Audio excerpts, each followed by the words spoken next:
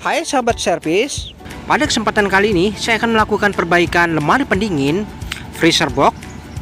Untuk keluhan dari freezer box ini, kondisinya kurang dingin. Baik, saya akan lakukan proses pengecekan terlebih dahulu bagaimana kondisi freezer boxnya ini. Yang pertama, saya cek di bagian ruang freezer, nampak tidak ada terbentuk butiran salju yang merata, namun hanya sebagian saja di bagian atas. Nah, seperti ini. Jadi saljunya hanya di bagian atas saja, sehingga freezer box ini menjadi tidak dingin. Oke, seperti ini ya keluhannya. Karena freezer box ini tidak dingin, maka bahan-bahan makanan yang ada di ruang freezer box ini menjadi rusak. Baik, selanjutnya saya akan cek dulu di bagian dapur pacunya. Untuk melakukan pengecekan, kita buka dulu, ada beberapa skrup yang harus kita buka. Kemudian kita lihat mesin kompresornya ini, pastikan bekerja ya. Oke, mesin kompresornya bergetar. Untuk pipa tekannya saya raba tidak terlalu panas.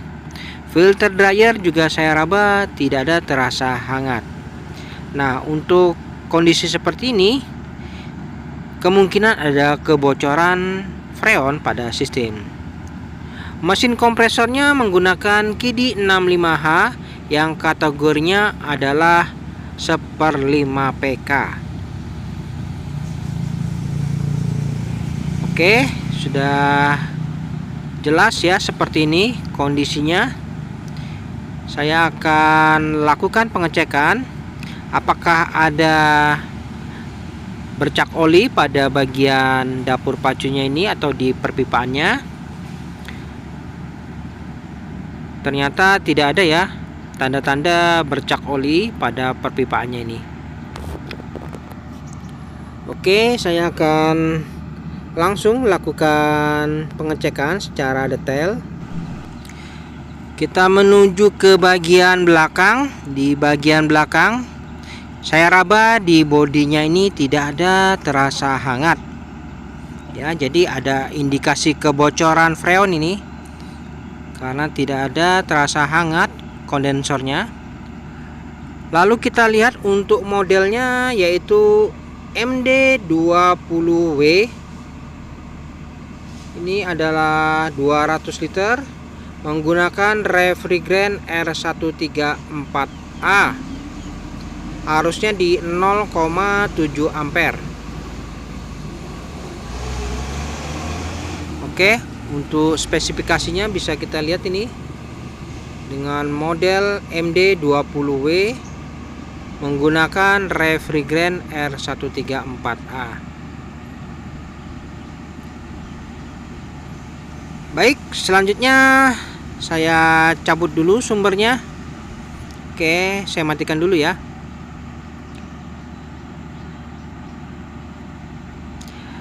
Dan setelah saya matikan, saatnya saya akan mengeksekusi dan memastikan apakah benar ada kandungan gas freon pada sistem atau tidak.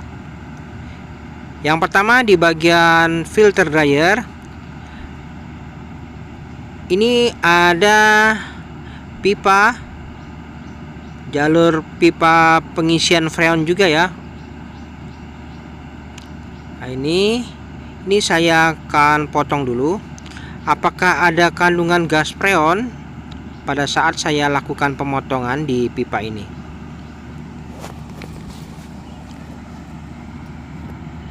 Oke, saya potong dulu di pipa pengisian freon dan pipa pemvakuman ini.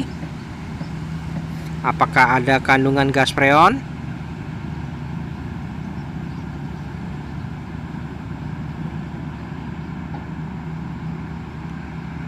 Oke, ternyata untuk kandungan gas freonnya ada namun sedikit ya, tidak mencukupi, menandakan bahwa ini memang telah terjadi kebocoran freon. Nah ini ya, freonnya ada keluar namun tidak begitu banyak.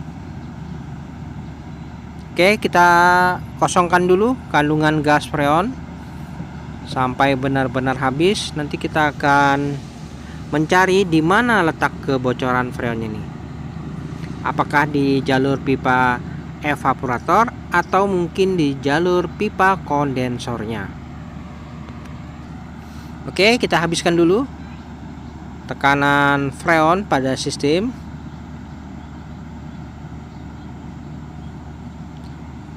Pastikan benar-benar tidak ada lagi kandungan gas freon pada sistem.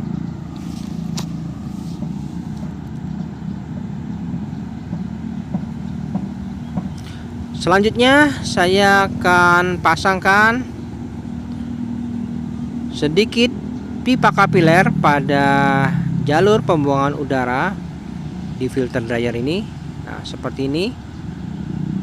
Lalu saya akan las terlebih dahulu.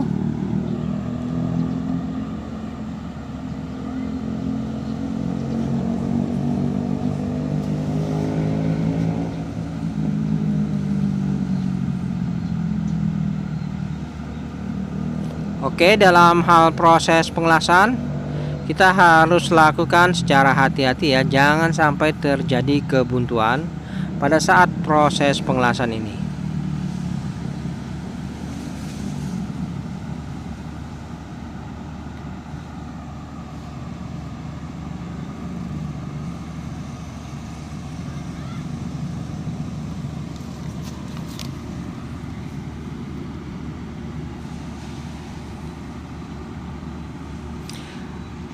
Baik, sudah saya lakukan pengelasan pada jalur pembuangan pipa kapiler di filter dryer.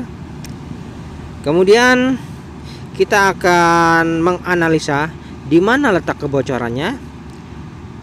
Seperti biasa, saya akan lakukan analisa kebocoran dengan menggunakan cairan metil atau Tauson untuk mengetahui di mana kira-kira ya letak kebocorannya. Apakah di jalur pipa kondensor atau mungkin di jalur pipa evaporator.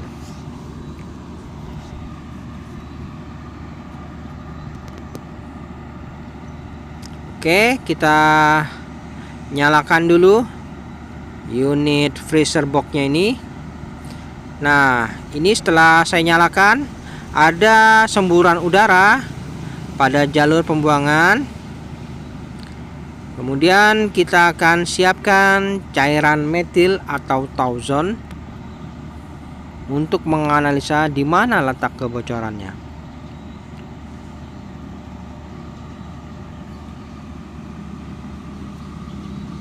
Oke, ini cairannya yaitu cairan metil atau Tauson, berguna untuk mencari di mana letak kebocoran pada sistem. Caranya saya pasang tutup cairan metil ini, saya pasangkan di ujung jalur pembuangan pipa kapiler. Kemudian saya tuangkan cairan metil pada tutupnya ini. Nah, saat kita tuangkan terdapat gelembung udara pada cairan metil ini.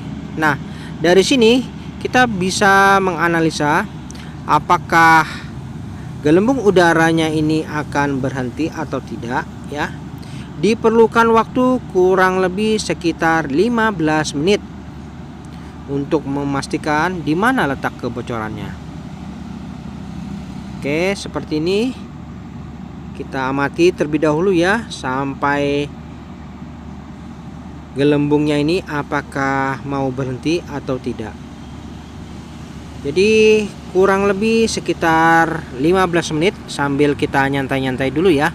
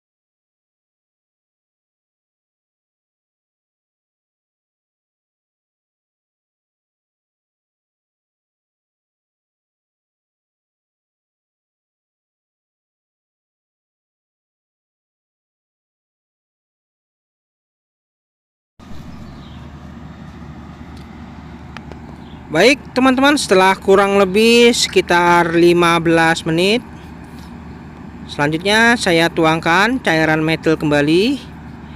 Lalu untuk mesin kompresornya ini kita matikan, atau unit freezer block ini kita cabut. Pastikan cairan metil ini harus terhisap untuk memastikan apakah ada indikasi kebuntuan atau tidak. Oke, cairan metil terhisap menandakan bahwa tidak ada kebuntuan pada sistem. Jadi seperti itu. Setelah kita mati, cairan metilnya itu berhenti, dan saat kita cabut, cairan metil terhisap menandakan bahwa tidak ada kebocoran di area pipa evaporator, namun terdapat kebocoran di area pipa kondensor. Nah, seperti itu ya analisa saya. Namun apabila merasa kurang yakin, kita akan buktikan ya apakah memang benar kebocorannya di area pipa kondensor. Saya akan lakukan tes press saja. Jadi saya akan berikan tekanan nanti. Ini pipa evaporatornya, pipa balik saya potong. Kemudian saya akan lakukan tes press khusus jalur evaporator beserta pipa kapiler serta filter dryer. Sedangkan jalur kondensor ini saya press juga beserta mesin kompresornya.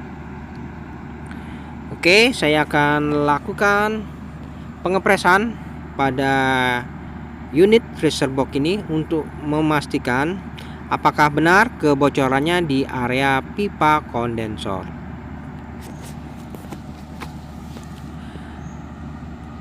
Selanjutnya saya potong dulu untuk jalur pipa balik. Ini adalah jalur pipa balik dari evaporator menuju mesin kompresor.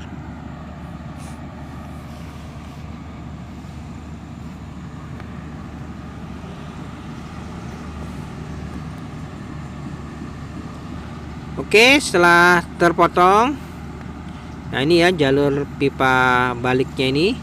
Saya akan pasangkan pentil pengisian guna mempermudah dalam hal proses pengepresan.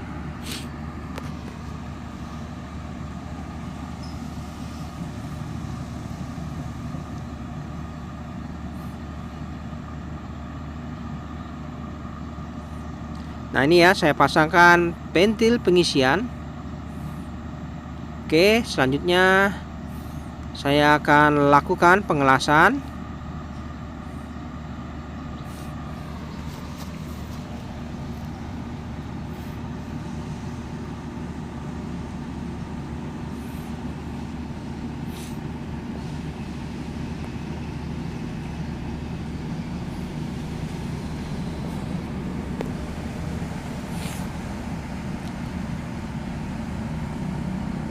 Untuk proses pengelasan pada jalur pipa balik ini, kita harus hati-hati ya, jangan sampai terjadi kebocoran karena proses pengelasan yang kurang matang atau kurang sempurna.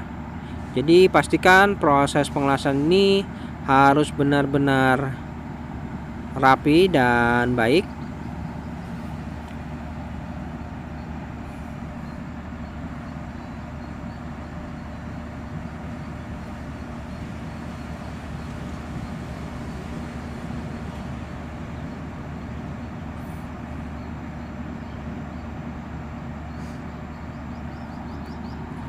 Oke, saya rasa sudah cukup untuk pemasangan pentil pengisian pada jalur pipa balik. Sudah saya lakukan. Selanjutnya kita beralih menuju ke jalur pipa kondensor. Ini adalah jalur pipa evaporator yang mana menuju ke filter dryer, lalu menuju ke pipa kondensor. Oke, kita dinginkan dulu. Dan selanjutnya saya akan lanjut lagi melakukan proses pemotongan. Jadi untuk jalur pembuangan udara pada pipa kapiler yang kita buat sebelumnya, ini harus kita tutup permanen dulu.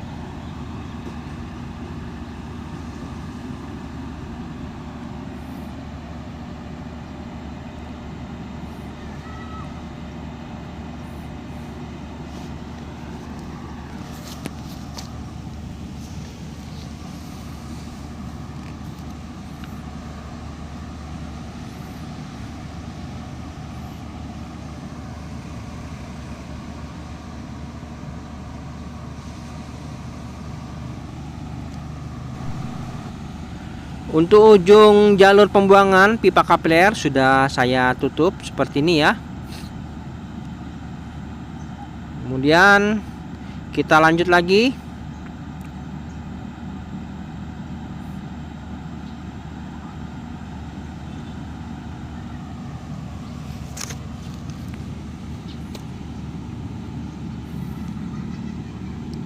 Kita hidupkan unit freezer box, lalu pastikan pada jalur pipa baliknya ini sudah ada tekanan udara, menandakan bahwa proses pengelasan kita tidak mengalami kebuntuan. Oke, saya rasa cukup. Lalu kita akan lakukan tes press untuk memastikan apakah mesin kompresornya ini normal atau tidak.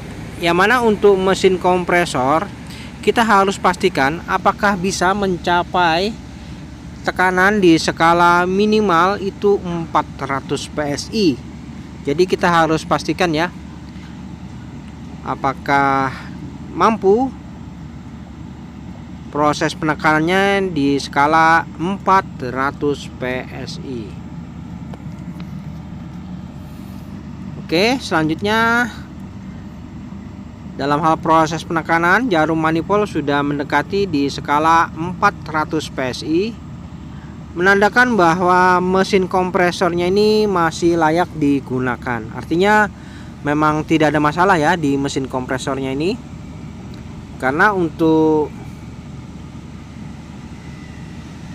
kendala salju yang kurang merata bisa juga karena mesin kompresor yang kurang maksimal atau kurang sehat, bisa juga. Namun di sini saya pastikan untuk mesin kompresornya masih layak digunakan karena tekanannya itu masih mampu di skala 400 PSI.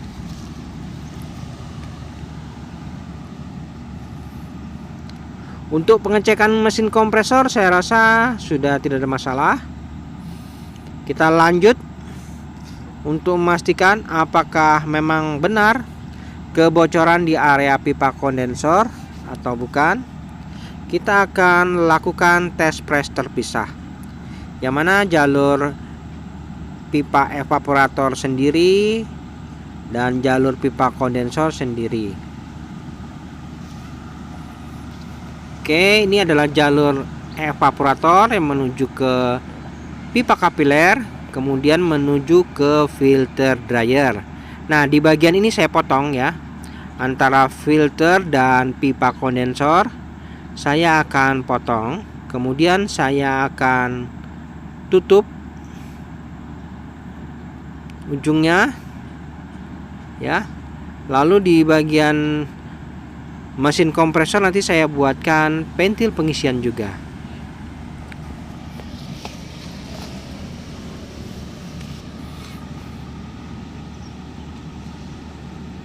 Baik, saya potong dulu untuk jalur pipa kondensor yang menuju ke filter dryer.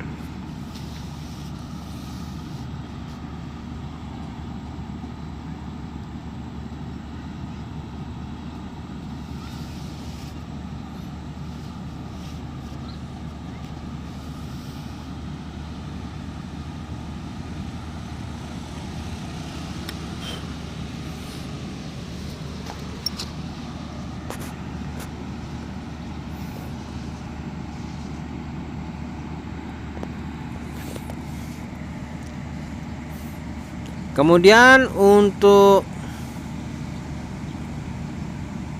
mesin kompresornya ini di jalur pipa balik yang menuju evaporator, ini saya pasang dulu ventil pengisian.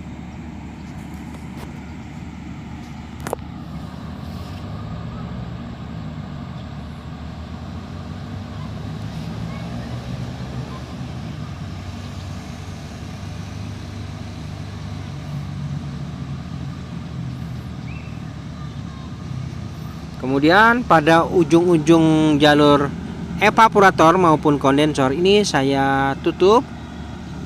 Lalu saya akan lakukan pengelasan permanen.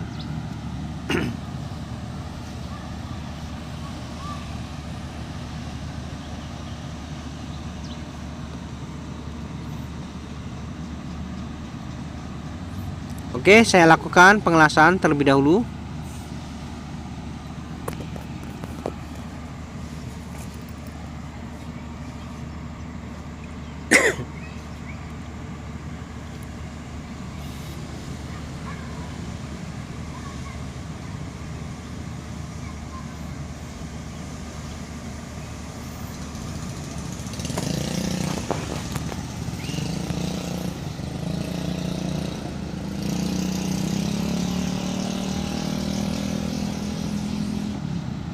Dalam hal proses pengelasan ini kita harus hati-hati, jangan sampai terjadi kebocoran pada saat proses pengelasan.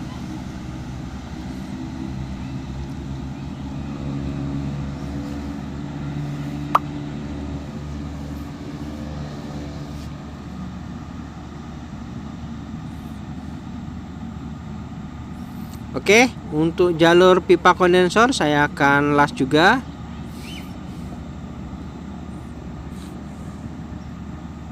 Untuk pipa kondensor yang terbuat dari bahan besi, ini kita lakukan pengelasan harus menggunakan serbuk borak agar kawat las tembaga ini bisa merekat dengan sempurna pada pipa besi kondensor. Jadi pastikan kita gunakan serbuk borak.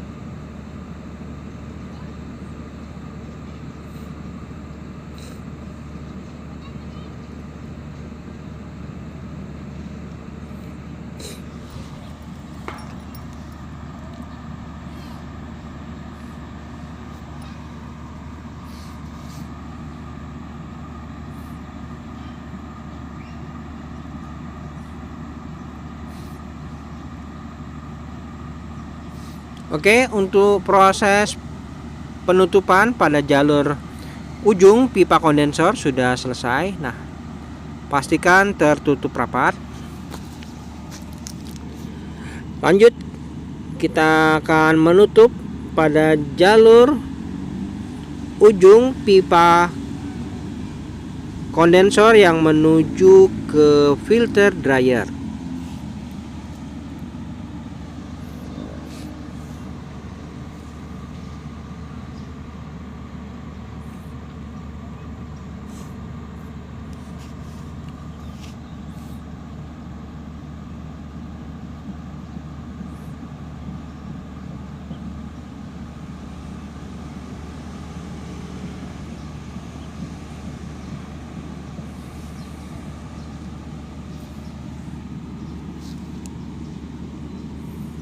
Oke, sudah tertutup ya.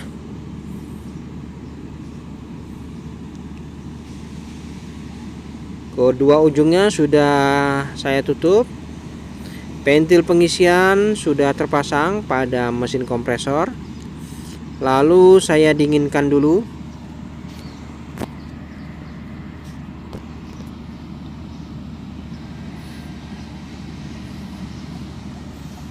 Oke, setelah dingin kita akan lanjut melakukan tes press pada masing-masing jalur.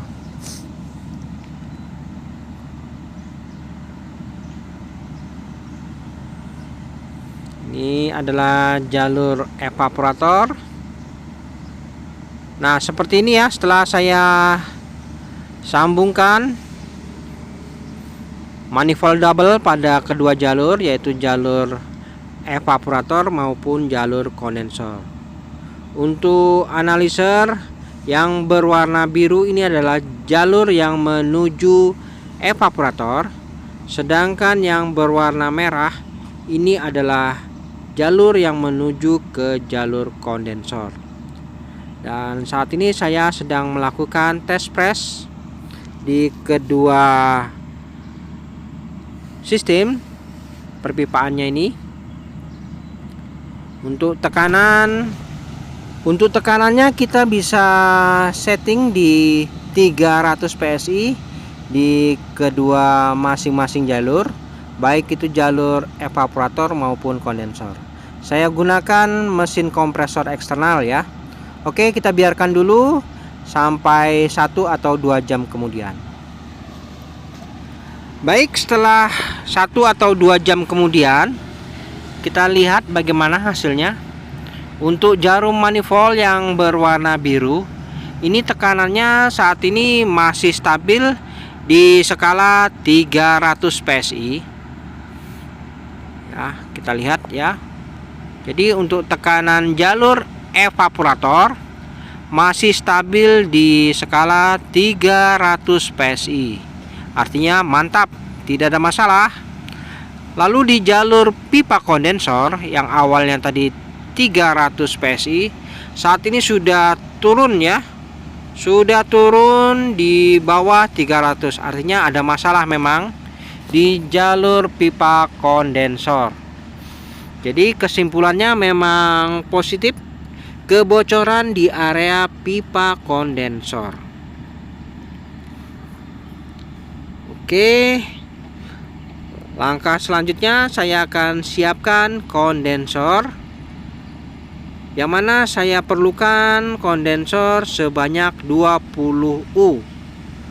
Artinya saya siapkan kondensor 10 U kali 2 menjadi 20 U yang saya pasang di bagian belakang. Oke, saya akan pasang ya kondensor ini di bagian belakang. Baik teman-teman, setelah saya pasang kondensor dan saya sambungkan semua. Nah, seperti ini saya pasang kondensornya. Di antara kondensor 1 dan 2 saya berikan jarak kurang lebih sekitar 1 cm. Kondensor yang pertama saya letakkan saja tepat menempel di bagian bodi. Kondensor kedua ini saya berikan jarak kurang lebih 2 cm. Lalu saya sambung. Saya pasang di jalur pipa tekan. Kemudian saya pasang juga di filter dryer. Oke. Untuk pipa baliknya sudah saya lakukan pengelasan juga. Saya buatkan pentil pengisian juga sudah. Tinggal kita akan lakukan proses pemvakuman, karena kita akan lakukan proses pengisian freon pada sistem. Oke, saya siapkan selang manifold. Saya pasang selang manifold pada pentil pengisian. Namun sebelumnya pasang dulu spuyer pentil pengisian. Setelah itu baru kita pasang selang manifold sambil dikencangkan ya, jangan sampai ada yang kendor pada saat proses pemvakuman. Oke, kita hidupkan dulu unit freezer box.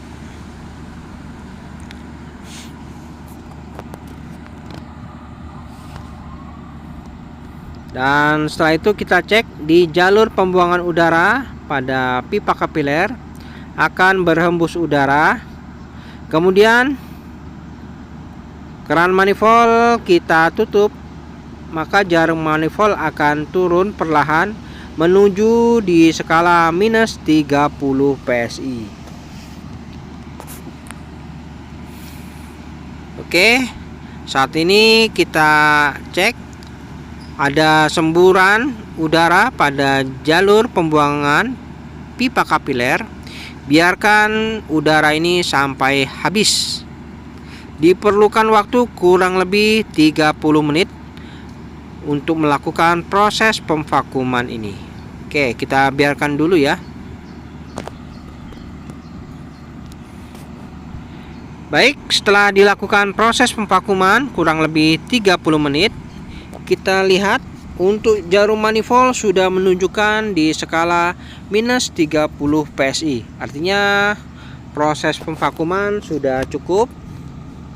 Lalu di bagian jalur pembuangan udara sudah tidak ada lagi udara yang keluar. Lalu kita bisa lakukan penyegelan.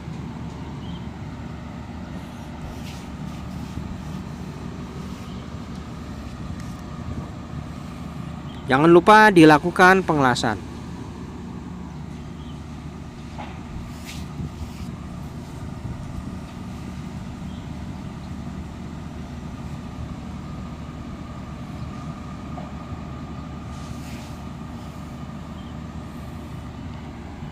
Oke, sudah tertutup. Selanjutnya saya siapkan freon R134A Jincool. Nah, ini saya akan lakukan proses pengisian freon pada sistem. Saya pasang dulu ya selang manifold pada keran freon. Lalu jangan lupa dikencangkan. Buka keran freon.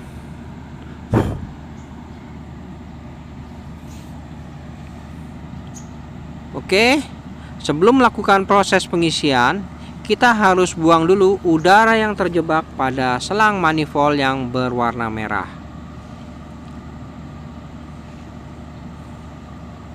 Oke ya, jadi sebelum melakukan proses pengisian, kita buang dulu ya udara yang terjebak pada selang manifold yang berwarna merah.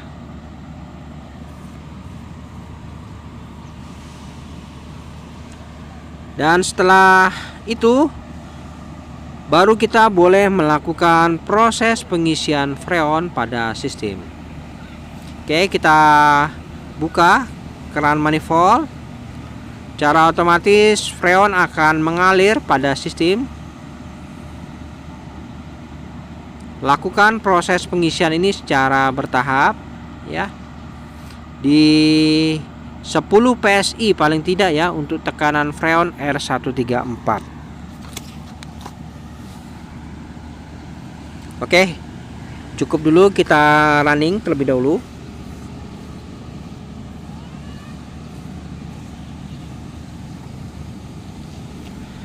Baik, setelah saya lakukan proses pengisian freon, jarum manifold sudah menunjukkan di skala 10 PSI, arusnya di 1,3 ampere. Filter dryer terasa hangat, mantap. Jadi untuk proses pengisian freon saya rasa sudah cukup. Tekanan di 10 PSI. Apabila kurang kita bisa tambahkan sedikit. Oke, saya rasa sudah cukup ya di 10 PSI saja. Tidak perlu banyak-banyak.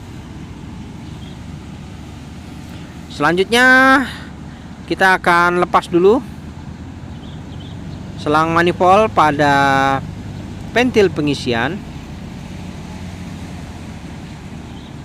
Kemudian jangan lupa ditutup.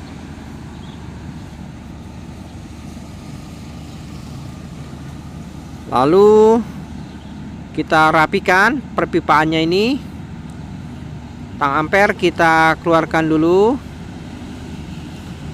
Jadi untuk proses pengisian freon sudah selesai. Tinggal kita rapikan dan tutup kembali kap penutup ruang mesinnya ini.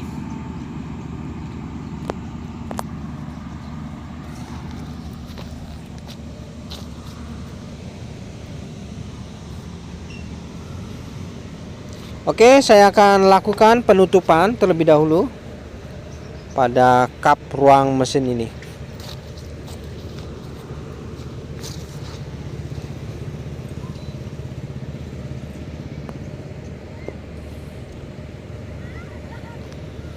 Dan setelah tertutup, kita akan intip dulu bagaimana kondisinya. Nah, ini pemasangan kondensor eksternal sebanyak 20U. Saya raba terasa panas, mantap. Lalu kita akan lihat bagaimana proses pembentukan saljunya, apakah sudah mulai terbentuk ya. Kita intip dulu.